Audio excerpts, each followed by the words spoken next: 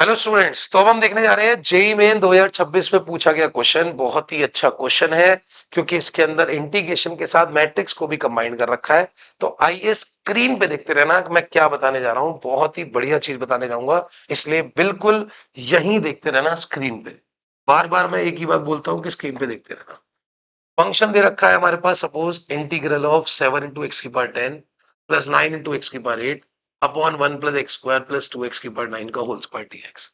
जो फंक्शन दे रखा है उसको लेके चल रहे हैं। चलो, दे रखा है 7 इंटू एक्स की पावर 10 प्लस 9 इंटू एक्स की power 8 upon 1 plus x square plus 2 x की पावर 9 का होल स्क्वायर डीएक्स। ये हमारे पास इसका इंटीग्रेशन जो है, इस फंक्शन का जब इंटीग्रेशन करेंगे तो वो एफ एक्स के बराबर दे रखा है। तो एक तरीका तो ये है कि इसका इंटीग्रेशन सोच लेते हैं कैसे होगा।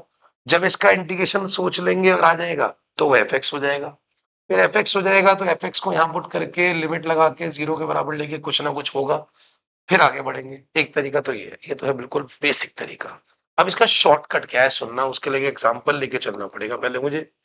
सपोज एफ एक्स बराबर है इंटीग्रेशन एक्स डी एक्स, मतलब एक्स का जो इंटीग्रेशन है वो एफ एक्स के बराबर दे रखा है। तो एक्स का इंटीग्रेशन निकाल लेते हैं। ये आएगा x square by two plus C, सभी जानते हैं एक्स का integration x square by two plus C होता है। ये आ गया हमारे पास फंक्शन।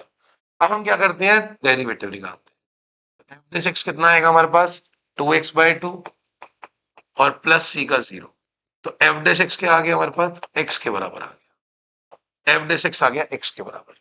अब कुछ ऑब्जर्व करते हैं। अब हम ये जानते हैं कि इंटीग्रेशन और डेरिवेटिव एक दूसरे के रिवर्स प्रोसेस है। बेसिकली एक्स का इंटीग्रेशन एफ एक्स दिया हुआ है, तो हमने ये देखा कि ये जो एक्स है ये एफ डैश एक्स आ रहा है, मतलब इस फंक्शन का डेरिवेटिव। इंटीग्रेशन और डेरिवेटिव एक दूसरे के रिवर्स प्रोसेस है, तो ये जो एक्स लिखा हुआ है वो इस फंक्शन का डेरिवेटिव लिखा हुआ है ऑब्वियसली, क्योंकि यही डेफिनेशन है, integration is the reverse process of derivative. ये जो एक्स लिखा है इंटीग्रेशन के अंदर, ये इस एफ एक्स का डेरिवेटिव है। ये बात आपको समझ में नहीं। तो हम यही चीज करेंगे कि ये जो फंक्शन लिखा है इंटीग्रेशन के अंदर, ये इस फंक्शन का डेरिवेटिव मान लिया जाएगा। तो बेसिकली हमने डेरिवेटिव डायरेक्टली निकाल लिया डेफिनेशन से। 7 इंटू एक्स की पावर 10 प्लस 9 इंटू एक्स की power 8 upon 1 plus x square plus 2 x की पावर 9 का होल स्क्वायर। ये आ गया हमारे पास एफ डैश एक्स। एक बार फिर से समझ लेते हैं। एक एग्जांपल लेके चले हैं। एक्स का इंटीग्रेशन क्या होता है, x square by two plus C. ये हमारा एफ एक्स का इक्वल दे रखा है। X square by two plus C f x के बराबर है। अब इसका डेरिवेटिव करते हैं। एफ डैश एक्स क्या हो जाएगा, 2x बाई टू प्लस 0। 2 से 2 कैंसिल, एफ डैश एक्स आ गया x. F dash x x आ गया। तो हमने ऑब्जर्व करा ये जो इंटीग्रेशन जिस फंक्शन का कर रहे हैं वो इस फंक्शन का डेरिवेटिव है। ये एक्स जिसका इंटीग्रेशन कर रहे हैं वो इस एफ एक्स का डेरिवेटिव आ रहा है।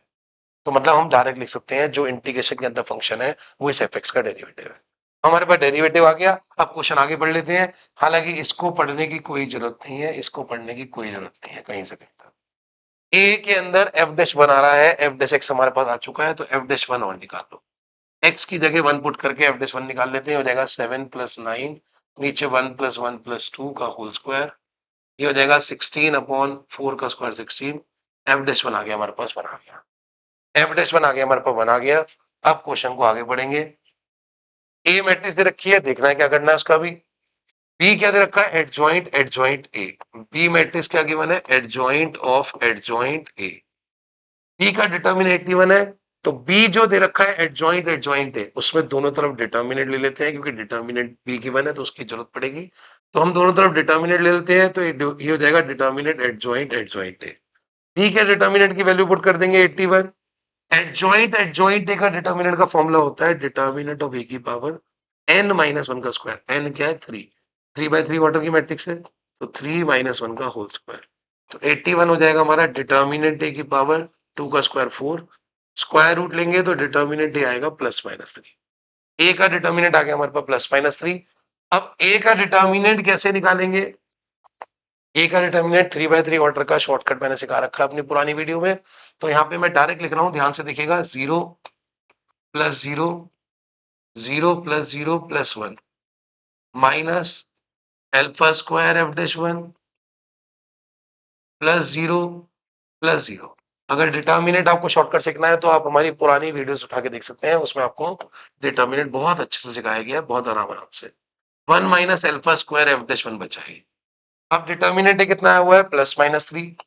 पुट कर देते हैं 1 minus alpha square F dash one पीछे क्या निकाला था, एफ डैश वन निकाला था हमने 1 के बराबर, एफ डैश वन की वैल्यू 1 रख देते हैं। एक बार प्लस 3 कंसिडर करेंगे, 3 equal to 1 minus alpha square आ गया 1 माइनस 3 माइनस 2, जो कि पॉसिबल नहीं है, स्क्वायर नेगेटिव नहीं हो सकता, तो यहां से हो जाएगा माइनस 3 कंसिडर करेंगे, minus 3 is equal to 1 minus alpha square, तो एल्फा स्क्वायर हो जाएगा 1 प्लस 3, एल्फा स्क्वायर की वैल्यू आ गई 4, हमसे पूछा गया है एल्फा स्क्वायर की वैल्यू, तो ये हमारा आंसर हो गया।